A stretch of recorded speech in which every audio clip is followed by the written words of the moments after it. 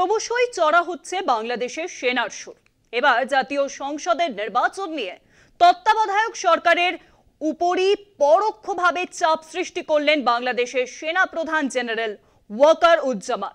বাংলাদেশের সেনা প্রধানের দাবি, চলতি বছরের ডিসেম্বরের মধ্যেই জাতীয় সংসদের নির্বাচন করতে হবে। দেশের ভবিষ্যৎ পথ নির্ধারণের অধিকার কেবলমাত্র এক নির্বাচিত সরকারেরই রয়েছে। ওদেশ থেকে কি সেনা অভ্যুত্থানের ইঙ্গিত আসছে? ওয়াকিবহাল মহল এমনই মনে করছে। বাংলাদেশের সেনা অভ্যুত্থানের ইঙ্গিত, ইউনূস ওয়াকার দ্বন্দ্ব। কোন পথে বাংলাদেশ? বাংলাদেশে কি সামরিক অভ্যুত্থানের দিকে এগিয়ে যাচ্ছে? মোহাম্মদ ইউনূসের অন্তর্বর্তী সরকার বনাম বাংলাদেশ সেনার দ্বন্দ্বে এতদিন কিছুটা রাখঢাক ছিল।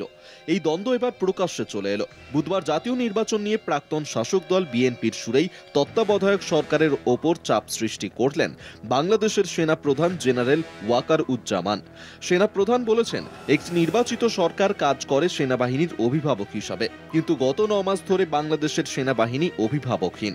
সেনাবাহিনীকে উপযুক্ত অভিভাবক দিতেই আগামী ডিসেম্বরের মধ্যে সংসদের নির্বাচন করার দাবি সেনা প্রধানের দাবি, আগামী ডিসেম্বরের মধ্যেই জাতীয় সংসদের নির্বাচন করতে হবে। দেশের ভবিষ্যৎ পথ নির্ধারণের অধিকার কেবলমাত্র নির্বাচিত সরকারেরই রয়েছে। রাখাইন রাজ্যে মানবিক করিডোর স্থাপনের সিদ্ধান্ত এক নির্বাচিত সরকারই নিতে পারে। যা করার তা জাতীয় স্বার্থ রক্ষা করে রাজনৈতিক ঐক্যমতের ভিত্তিতে করতে হবে। এখানেই থামেননি ওয়াকার উজ্জামান। নির্বাচনী ব্যবস্থার সংস্কার নিয়ে ইউনূসের অন্তর্বর্তী সরকারের সাম্প্রতিক কিছু তৎপরতার সাংবিধানিক বৈধতা নিয়েও তিনি প্রশ্ন তুলেছেন। জেনারেল ওয়াকার বলেন, দেশের ভবিষ্যৎ কোন পথ ধরে এগোবে তা স্থির করার অধিকার শুধুমাত্র নির্বাচিত সরকারেরই রয়েছে।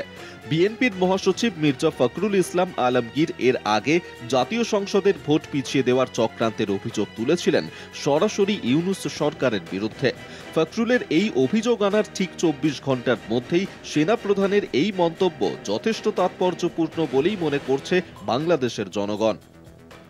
জাতীয় নির্বাচন নিয়ে প্রাক্তন প্রধানমন্ত্রী খালেদা জিয়ার দল বিএনপির সুরে ইউনূস সরকারের ওপর যে চাপ সৃষ্টি করলেন বাংলাদেশের সেনা প্রধান, তার গুরুত্ব অসীম। বাংলাদেশে ওয়াকারুজ্জামানের প্রভাব ও জনপ্রিয়তা যথেষ্ট। সেই পরিস্থিতিতে জাতীয় সংসদের নির্বাচনের দাবি তিনি যেভাবে তুলেছেন, তার নিঃসন্দেহে সেদেশের রাজনীতিতে ঝড় তুলেছে।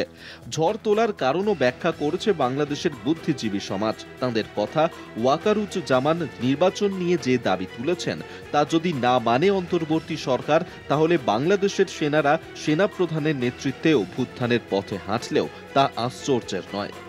কলকাতা টিভি।